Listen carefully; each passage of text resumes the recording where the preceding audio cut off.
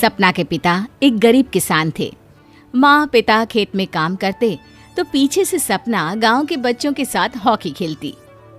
एक दिन शाम को, सारा दिन खेलती रहती है, ये नहीं कि छोटे भाई को संभाले।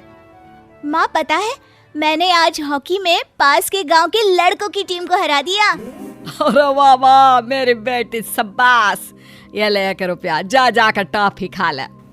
सपना खुशी से पिता के गले लग जाती है और बाहर चली जाती है।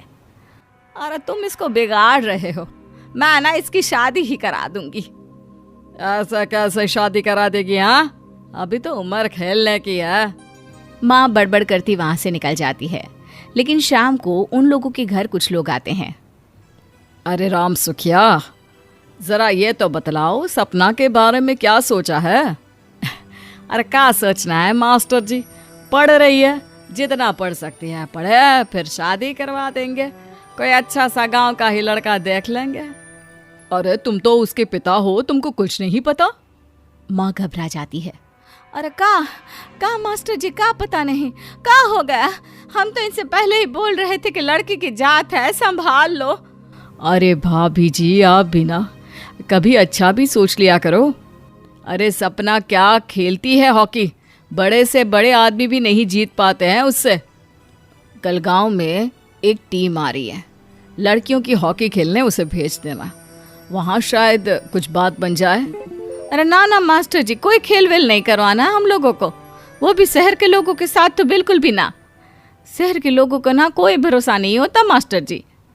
अरे कैसी बात कर रही हो सपना की माँ, बुरा आदमी तो हर जगह मिल जाएगा, उसके लिए शहर का और गांव का। अब हाँ मास्टर जी, हम लोग तैयार हैं, कल आ जाएगी सपना वक्त से। माँ के लाख मना करने पर भी पिता सपना को हॉकी टीम के लिए भेज देते हैं।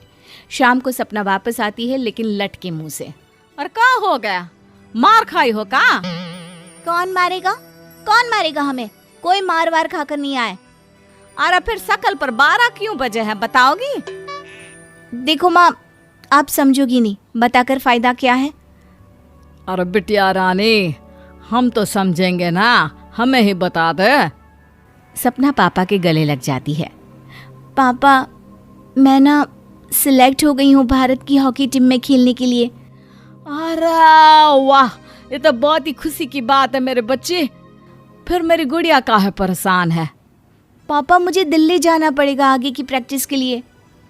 माँ जो सारी बात सुन रही होती है, जोर से चिल्लाती है। एक पैसा नहीं है मेरे पास, समझे? कुछ नहीं दूंगी। शादी के लिए लड़का फाइनल भी कर दिया है, कल्ले का बेटा, वो शादी कर लेगा तुमसे। सपना पिता की ओर देखती है। अरे देख सपना, खेलने दिल्ली जाना है तो सिर्फ इसी शर्त पे कि आकर कल्ले से बेटे से चुपचाप शादी कर लेगी, बोल। अरे ठीक है ना, कल्ले का बेटा तो बहुत ही समझदार है, सरकारी नौकरी है उसकी, मान गया वो तो सपना शादी कर लेगी। सपना भी धीरू, जो कि कल्ले का बेटा था, उसे जानती थी। वो मन ही मन सोचती है कि शादी तो वैसे भी होनी है, लेकिन माँ की ये शर्त मान गई तो जीवन जीने का एक मौका तो जरूर मिलेगा।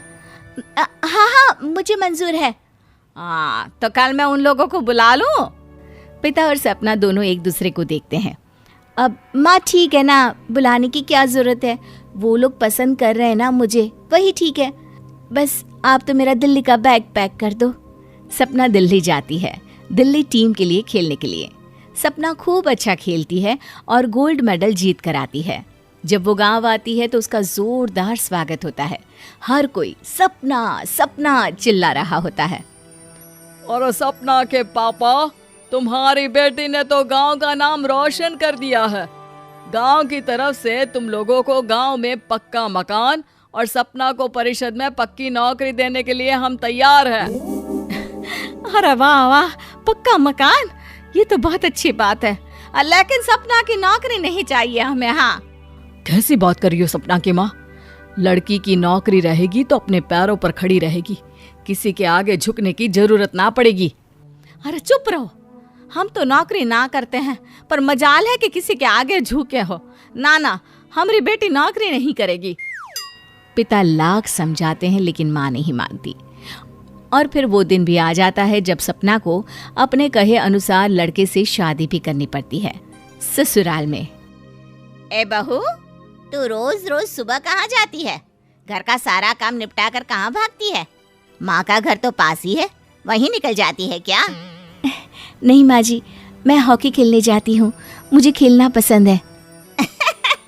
खेलना पसंद है? अरे कैसी बात कर रही है बहू, शादी के बाद तो कोई लड़की खेलती फैलती नहीं है, वो घर का काम काज देखती है। सपना कुछ नहीं कहती।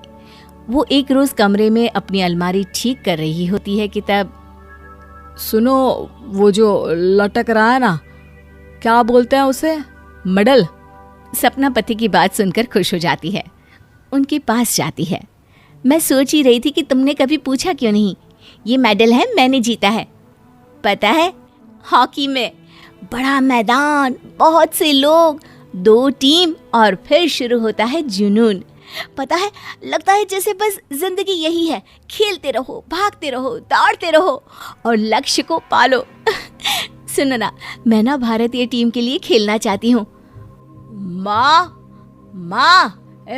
यहाँ तो आ जरा। सपना हैरान हो जाती है कि ये क्या हो गया, पति अचानक से माँ को क्यों बुला रहा है। हाँ बेटा, क्या हो गया? काहे गला फाड़ रहे हो? माँ, ये सपना क्या कह रही है? अरे बीवी तो बोलती ही रहती है बेटा, लेकिन क्या हो गया, चिल्ला क्यों रहे हो? ऐसा क्या बोल दिया इसने?